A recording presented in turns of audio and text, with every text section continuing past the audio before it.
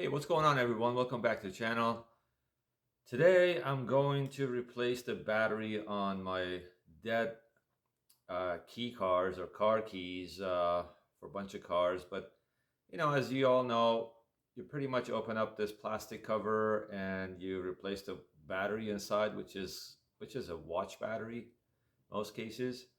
However, in my SC430, this is for SC430, it was interesting because there are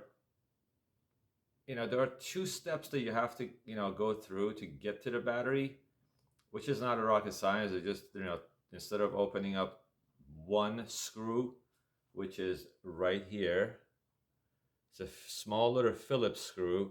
There are two more inside. This shell is basically a cover for the actual programmable key fob inside. So, and then the strange thing was it doesn't take a regular watch battery. It takes this one that I purchased online, CR1616. It's very tiny. It's much tinier than the regular ones that I have used in all my other car keys, I guess. So just figured I'd record this, show it to you guys what to do, what to get, and how easy it is to change this.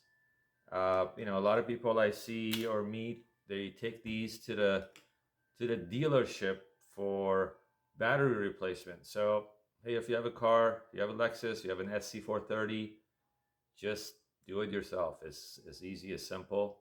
All you need is small tiny Phillips screwdriver. All right, let's do this.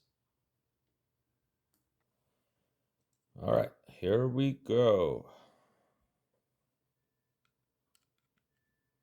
It's a small little Phillips screw right there.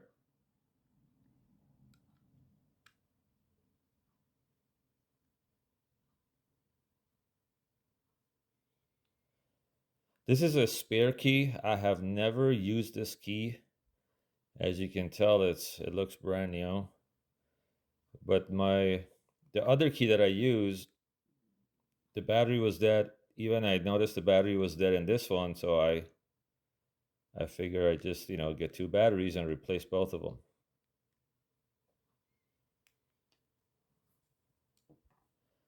You really don't need to do anything once you remove the screw. You just, the whole thing, you wiggle it a little bit and it just comes out. It's just a cover. This is the actual fob, or the brain, if you want to call it, for the key. It only goes in one way. You can't force it or push it any other way. Just going to take this out. Just push it out. There we go. This one, as you see, there is one Phillips right there and one Phillips right there at the edge of the H, as you see right here. All right, let's open these two screws.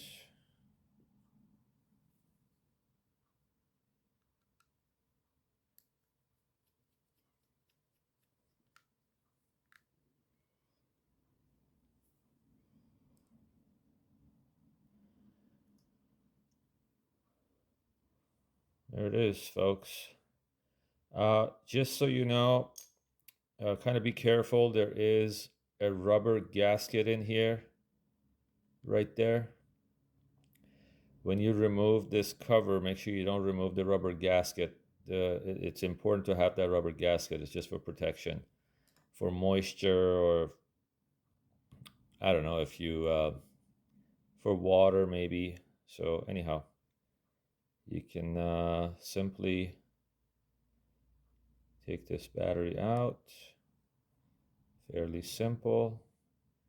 There is a clip on this end. There is a clip right there. Just, what I did, I just put my nail under the battery and I pushed it up.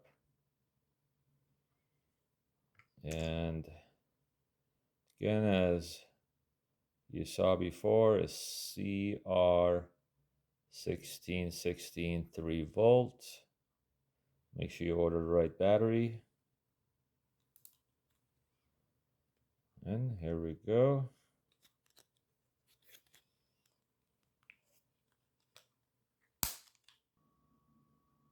All right, this is the new battery going back in. So there we go. Put it in here and push it in. Push it this way to yourself. Push the battery to yourself and down. Be gentle. You don't want to break any of the pins. And that's pretty much it. It's flushed, it's in.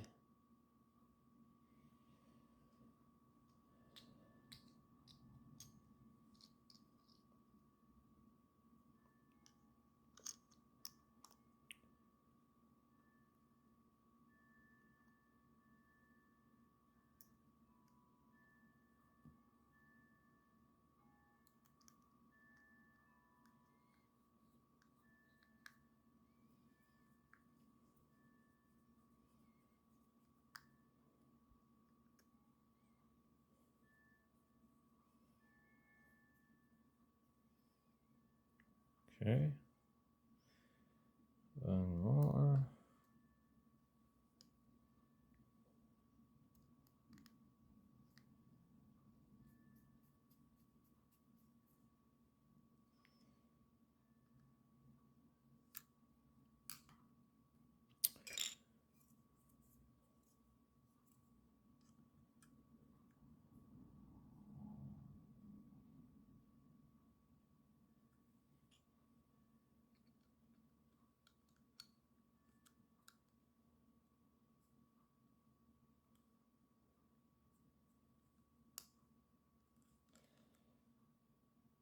And of course, with this one, you see there is a latch up here.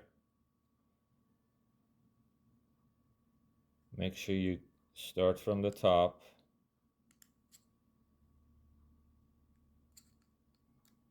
There we go. It should go in fairly easy. Don't force it. Don't push too hard. You don't want to break the plastic pieces. The last part. The last screw.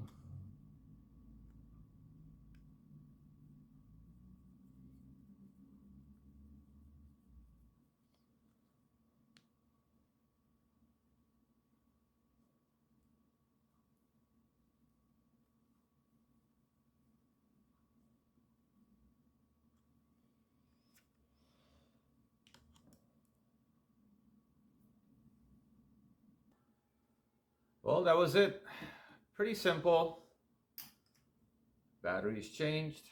Make sure you like, subscribe, and there will be more videos on how to do things yourself and save money. Thank you for watching. Take care. Peace out.